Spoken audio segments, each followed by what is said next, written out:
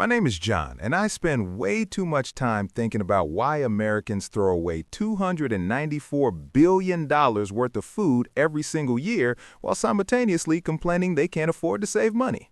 If you're someone who orders takeout 3 times a week because you're too tired to cook, buys groceries without a plan and watches them rot in your fridge, or genuinely believes that eating healthy costs too much money, make sure to hit that subscribe button and give this video a thumbs up if this helps you out. Look, I need you to do something for me right now. I want you to open your banking app and look at your spending from last month. Go ahead, I'll wait. Now scroll through and count how many times you see DoorDash, Uber Eats, Chipotle, whatever. Add up those numbers. I'm willing to bet for most of you watching this, that number is somewhere between $400 and $800 for a single person per month.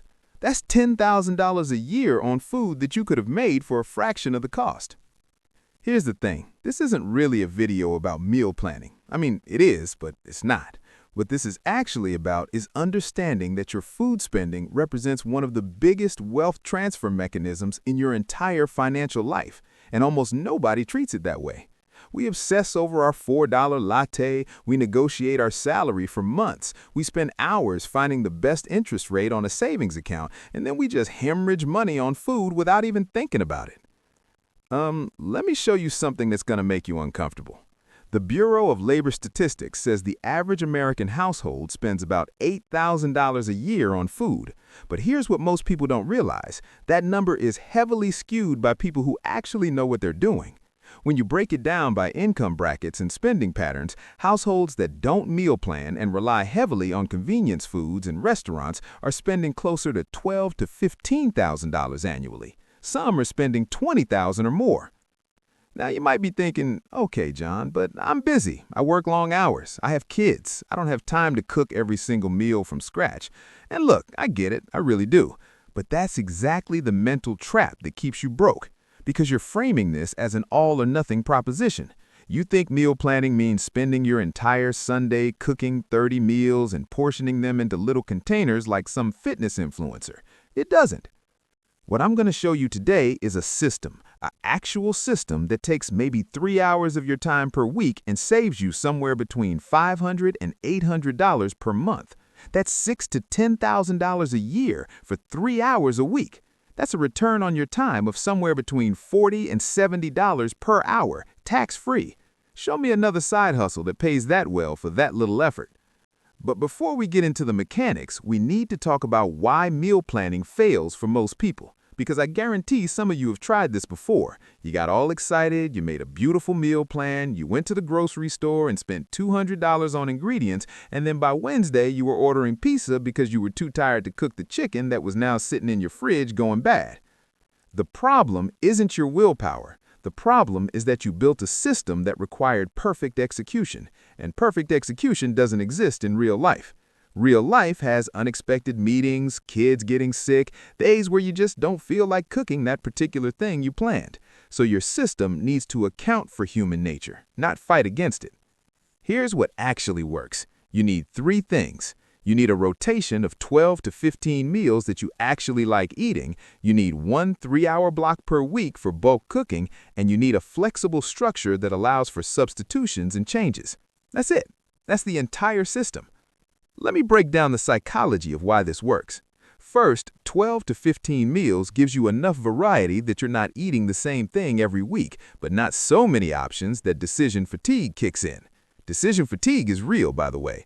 A study from Cornell University found that we make over 200 food-related decisions every single day, and each decision depletes our mental energy. When you get home tired from work and you have to figure out what to cook, your brain says, forget it, let's just order something. But when you already know what you're eating and the prep work is done, the barrier to actually cooking drops dramatically. Second, bulk cooking isn't about making 30 identical meals. That's miserable and nobody sticks with it. What bulk cooking actually means is preparing components that can be mixed and matched throughout the week. You're cooking proteins in bulk, you're cooking grains in bulk, you're prepping vegetables in bulk, and then you're combining them in different ways so it doesn't feel like you're eating leftovers. Let me give you a concrete example of how this works financially. Let's say you're currently spending $600 a month on food as a single person, which honestly is pretty conservative for someone who eats out frequently. That breaks down to about $140 per week. Now let's compare that to a meal planning system. You go to the grocery store once a week, you buy chicken thighs, which cost about $1.50 per pound when bought in the big family packs. You buy rice, which costs about 50 cents per pound. You buy dried beans, maybe $1 per pound. You buy seasonal vegetables. Let's say you spend $15 on various vegetables. You buy some pasta, some canned tomatoes, some basic spices and condiments. Your total grocery bill for the week is maybe $70 to $80, and from this, you're making all your lunches and dinners for the week. That's $70 compared to $140. $70 saved per week times 52 weeks. That's $3,640 per year. Now, if you were to take that $3,640 and invest it in a simple index fund averaging 7% annual returns, do you know what that turns into over 10 years? $51,000. Over 20 years, $153,000. Over 30 years, $368,000. You are literally eating your retirement. Every time you order DoorDash because you're too tired to cook, you're not spending $25 on dinner. You're spending what that $25 would become if invested. You're spending $196 of future money, and you're doing it multiple times per week. Look, this is where it gets really interesting because the money is only part of the equation. There's also time. Now, you might be thinking, wait, didn't you just say this takes 3 hours per week? How is that saving me time? Here's what most people don't realize. Ordering takeout feels fast in the moment, but it's actually incredibly time-consuming when you add up all the micro decisions and waiting. Think about it. You spend 15 minutes deciding what you want to eat. You spend another 10 minutes browsing the app, adding things to your cart, checking prices, applying promos. Then you wait 30 to 45 minutes for delivery. That's over an hour, and you haven't even eaten yet. And you're doing this multiple times per week. That's easily 4 to 6 hours per week spent on food acquisition, not counting the actual eating. Compare that to a bulk cooking system where you spend 3 hours on Sunday preparing components for the week. Then, each night, assembling dinner takes maybe 15 minutes. That's 3 hours bulk cooking plus about 90 minutes of assembly throughout the week, so 4.5 hours total. You're actually saving time while also saving massive amounts of money. Let me walk you through exactly how to set this up because the specifics matter. First, you need to identify your core meals, and I'm going to give you a framework for this. You want to have at least 3 different proteins you're comfortable cooking. Could be chicken, ground beef, pork, fish, whatever you actually like. You want to have 3 different carb bases, rice, pasta, potatoes, quinoa, whatever. And you want a variety of vegetables you enjoy. The reason is for flexibility and preventing burnout. If you only know how to make chicken and rice, you're going to hate your life by week 3. But if you can rotate between chicken, beef, and pork, and you can pair them with rice, pasta, or potatoes, and you can switch up your vegetables and sauces, suddenly you have dozens of different meal combinations that all come from the same basic components. Let me give you a concrete example of how this works for larger. Let's say one week you bulk cook chicken thighs seasoned with paprika and garlic, ground beef with taco seasoning, and rice and beans. You prep bell peppers, onions, and a big batch of roasted broccoli. From these components, you can make chicken and rice bowls, tacos with the ground beef, stir-fry style dishes, burrito bowls, whatever. You've got variety, but you only had to do the heavy cooking once. Next week, you switch it up. Maybe you do a big batch of pulled pork in the slow cooker, some baked salmon portions, and cook up some pasta in a basic marinara sauce. You prep salad fixins, roasted sweet potatoes, and green beans. Now you've got completely different meals. Pulled pork sandwiches, salmon with sweet potatoes, pasta dishes. Same amount of work, totally different eating experience. Now here's the psychological shift that has to happen for this to work.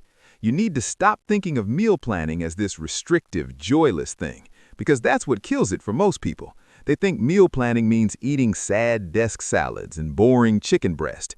No, meal planning is actually what gives you freedom. Freedom from the daily stress of figuring out what to eat, freedom from the financial stress of overspending, freedom from the guilt of wasting food.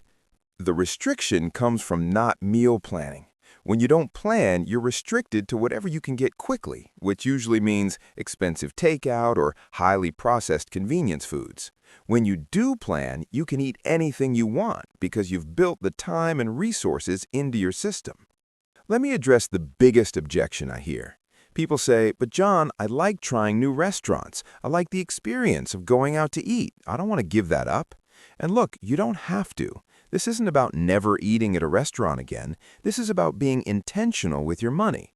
Instead of spending $600 a month on random takeout and convenience meals, you spend $200 on groceries and meal planning, and you still have $400 to actually enjoy dining out at places you genuinely want to go to. Think about how different that is psychologically. Right now, you're probably ordering DoorDash on a random Tuesday because you're tired and you didn't plan ahead. You're not even really enjoying it. You're just fueling your body while simultaneously feeling guilty about the money you're spending. But when you have a meal system in place, going out to eat becomes an intentional choice. You actually get to enjoy it because it's not an emergency measure, it's a planned experience. Here's what the math looks like with this hybrid approach. You spend about $80 per week on groceries, that's $320 per month. You budget $200 per month for intentional dining out, whether that's nice restaurants or social meals with friends. Your total food spending is $520 per month instead of $600 to $800. You're saving a minimum of $1,000 per year, more likely $3,000 to $4,000, and you're actually enjoying your food more. Now, let's talk about the bulk cooking session itself, because this is where people get intimidated. 3 hours sounds like a long time, but here's the thing. You're not actively cooking for 3 hours. You're doing passive cooking. You put chicken in the oven, that cooks for 45 minutes while you're doing other things. You put rice in the rice cooker, that takes 30 minutes and requires zero attention. You're chopping vegetables while listening to a podcast or watching a show. Here's my actual Sunday routine, and I'm going to break it down minute by minute so you can see this isn't some crazy complicated thing. I start around 2 p.m. First 15 minutes, I take everything out that I need and do a quick inventory. What proteins did I buy? What vegetables do I have? What's my plan for the week? This planning step is crucial because it prevents that moment of Sunday at 5 p.m. where you're staring at random ingredients with no idea what to do with them. Next 30 minutes, I prep all my proteins. If I'm doing chicken, I season it and get it in the oven. If I'm doing ground beef, I get it browning in a pan. If I'm doing something in the slow cooker, I get that started. The key is to work on multiple things at once. While the chicken is in the oven, I'm not just standing there watching it cook. Next 45 minutes, I'm prepping vegetables. I'm chopping onions and peppers. I'm washing and cutting broccoli or green beans. I'm peeling and cutting potatoes if I'm roasting them. I usually put on a YouTube video or a podcast during this part because it's mindless work. This is also when I get rice or pasta cooking because those are set it and forget it items. Last hour or so, I'm finishing everything up and portioning things out. I'm not portioning into individual meals, remember. I'm just putting cooked proteins in containers, cooked grains in containers, prepped vegetables in containers. Everything is separated so I can mix and match throughout the week. By 5 p.m., I'm done. Total active working time, maybe 2 hours. The rest was just waiting for things to cook while I did other stuff. And here's what this gives me. I open my fridge any night of the week and I have options. Monday night, I can make a chicken and rice bowl with roasted vegetables. Tuesday, I can make tacos with the ground beef. Wednesday, I can make a stir fry with whatever protein and vegetables I want. I'm not locked in to eating specific meals on specific days. I have flexibility within structure. This is where it gets really interesting from a behavioral economics standpoint. There's a concept called decision architecture, which is basically the idea that the way choices are presented affects which choices we make. When you get home tired and hungry and your options are 1. Figure out what to cook from random ingredients in your fridge, 2. Order expensive takeout, or 3. Quickly assemble a meal from pre-cooked components, option 3 wins every single time. You've architected your environment so that the financially smart choice is also the easy choice. This is how behavior change actually works. You don't rely on willpower. You set up systems that make the right choice the path of least resistance. Now, let's talk about what to actually cook, because I know some of you are sitting there thinking, I barely know how to boil water. How am I supposed to bulk cook proteins and vegetables? And look, you don't need to be a chef. You need to know maybe 5 basic cooking techniques, and you can make hundreds of different meals. Technique 1, roasting in the oven. You can roast chicken, pork, vegetables, potatoes, almost anything. Season it, put it on a sheet pan, put it in a 400-degree oven, that's it. Technique 2, pan cooking on the stovetop. This is for ground meat, quick vegetables, things like that. Medium-high heat, keep it moving, don't burn it. Technique 3, slow cooker or instant pot cooking. This is your best friend for bulk cooking because you literally dump ingredients in and walk away. Technique 4, rice cooker or pasta pot. These are impossible to mess up. Technique 5, basic vegetable prep, which is just chopping things and either eating them raw or quickly cooking them. That's it. Those 5 techniques cover probably 90% of meal planning scenarios. You don't need knife skills, you don't need fancy equipment. You need a sheet pan, a large pot, a pan, and maybe a slow cooker if you want to make life even easier. Let me give you 3 starter meals that anyone can make and that form the foundation of a solid meal planning system. Meal 1, sheet pan chicken and vegetables. Take chicken thighs, put them on a sheet pan, add chopped potatoes, broccoli, whatever vegetables you like. Drizzle with olive oil, add salt, pepper, garlic powder, paprika, roast at 400 degrees for 40 minutes. Boom, you just made dinner and probably lunch for the next day. Cost per serving, maybe $3. Meal 2, slow cooker pulled pork or chicken. Take a pork shoulder or chicken breasts, put it in the slow cooker with some broth and seasonings, cook on low for 6 to 8 hours. At the end, shred it with 2 forks. You now have protein for tacos, sandwiches, rice bowls, salads, whatever you want for the entire week. Cost per serving, $2 to $3. Meal 3, basic ground beef situation. Brown ground beef in a pan with taco seasoning, Italian seasoning, or whatever flavor profile you want. You can use this for tacos, pasta sauce, rice bowls, stuffed peppers. Incredibly versatile. Cost per serving, about $2.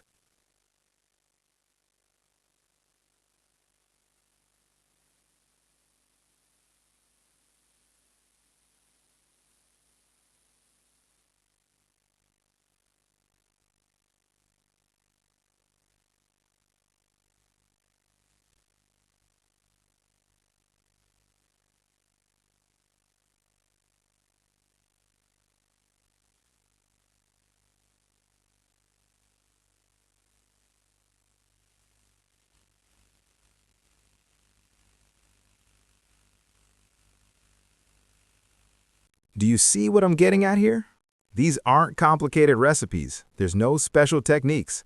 But from just these 3 base preparations, you can create 15 different meals, depending on how you combine them with grains, vegetables, and sauces. And each serving costs $2 to $3 instead of $12 to $15 for takeout. Now here's what most people don't realize, and this is crucial. The money you save on food is different from other money you save. When you cut back on entertainment or shopping or whatever, you feel the sacrifice. You're giving something up. But when you meal plan effectively, you're not giving anything up. You're still eating 3 meals a day. You're probably eating healthier and better tasting food than the takeout you were getting, but now you're doing it for a fraction of the cost. This is the closest thing to free money that exists in personal finance. You're not working extra hours. You're not taking on risk. You're not depriving yourself. You're just being smart about a thing you have to do anyway, which is eat food. Let me talk about the investment angle for a second, because this is where it really clicks for some people. We already calculated that meal planning saves about $3,000 to $4,000 per year for a single person, more for a family. But let's think about what that money represents in terms of your overall financial picture. For most people, saving an extra $3,000 per year feels impossible. They're told to max out their retirement accounts, build an emergency fund, save for a house, and they look at their budget and think, where is this money supposed to come from? I'm already stretched thin. But it's not that the money doesn't exist, it's that the money is being spent unconsciously on food. If you're 30 years old right now and you implement a meal planning system that saves you $3,000 per year and you invest that $3,000 annually in a retirement account, By the time you're 65, you'll have over $400,000 from meal planning. That's not a side hustle. That's not a promotion. That's just being intentional about your groceries. And look, I need you to really sit with that number for a second. $400,000. That's the difference between retiring comfortably and working into your 70s. That's the difference between financial stress and financial security. And it all comes down to whether you spend 3 hours on Sunday cooking some chicken and rice, or whether you keep ordering DoorDash every time you're too tired to think about dinner. Here's where the psychological shift happens. Once you understand that your daily food decisions are actually retirement decisions, everything changes. That $25 order isn't $25 anymore. It's what $25 becomes over 30 years, which is about $190, assuming 7% returns. Are you willing to pay $190 of retirement money for a burrito? Maybe sometimes for a really good burrito as an intentional treat, but probably not 3 times a week out of laziness. Now, you might be thinking, okay, John, I'm convinced. I want to do this. But what about all the food I have in my pantry and fridge right now? Do I need to throw it all away and start fresh? No. In fact, one of the first steps of meal planning is doing a pantry audit. You probably have more food than you realize. Random cans of beans, pasta you bought 6 months ago, frozen vegetables you forgot about. Start there. Your first meal planning week shouldn't involve a huge grocery haul. It should involve looking at what you already have and building meals around those ingredients. Got pasta and a jar of marinara? That's dinner one night. Got frozen chicken and some rice? There's another dinner.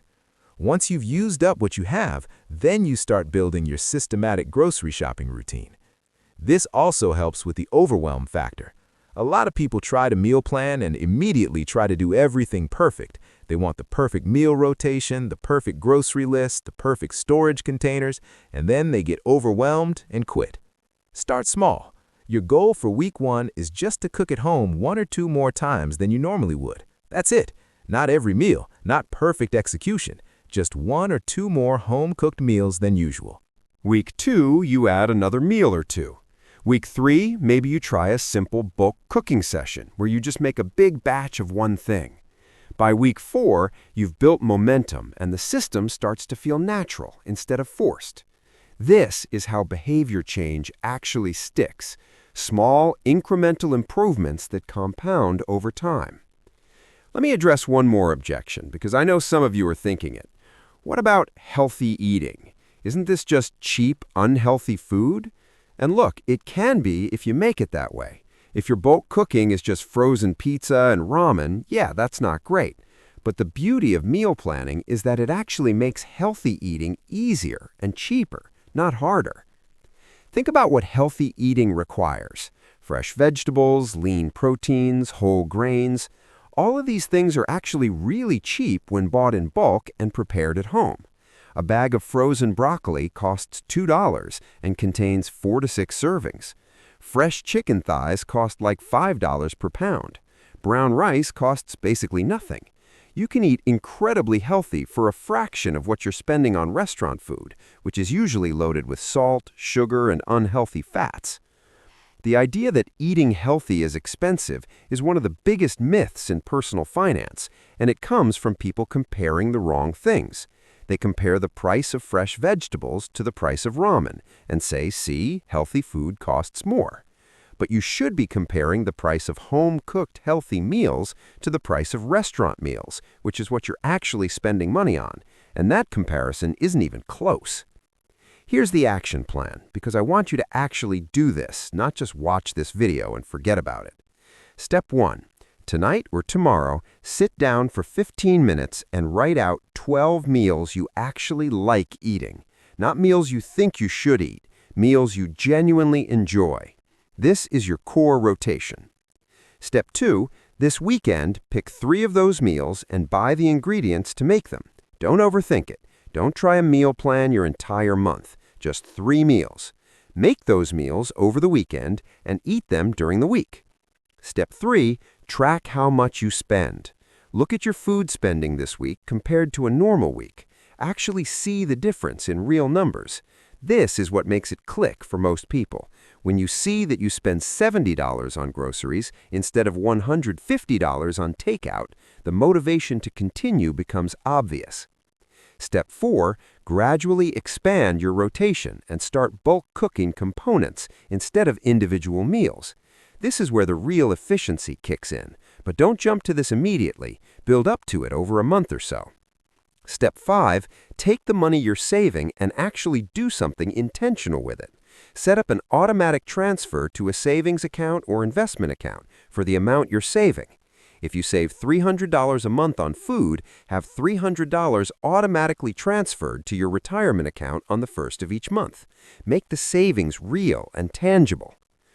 Look, here's the thing. I know this video is long, and I know some of you are sitting there thinking, this sounds like a lot of work. And maybe it is at first. The first few weeks of any new system are always the hardest, but I need you to understand that the alternative is working years longer than you need to.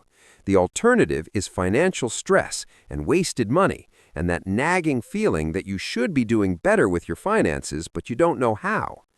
Meal planning isn't sexy. It's not a get-rich-quick scheme. It's not exciting, but it's one of the highest leverage changes you can make in your financial life. 3 hours a week, that's it. 3 hours a week to save potentially hundreds of thousands of dollars over your lifetime. Show me any other investment of time that has that kind of return. The people who win with money aren't the people who make the most. They're the people who are intentional with what they have. And food spending is one of the biggest areas where intentionality makes a massive difference.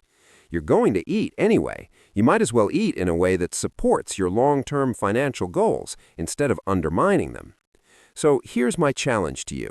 Try this for 1 month, 4 weeks. If after 4 weeks you genuinely feel like meal planning made your life worse and didn't save you money, fine, go back to ordering DoorDash. But I'm willing to bet that once you see how much money you're saving, once you experience the reduced stress of not having to figure out dinner every single night, once you realize you can actually eat better food for less money, you won't want to go back. Your future self is watching you make this decision right now. What are you going to choose?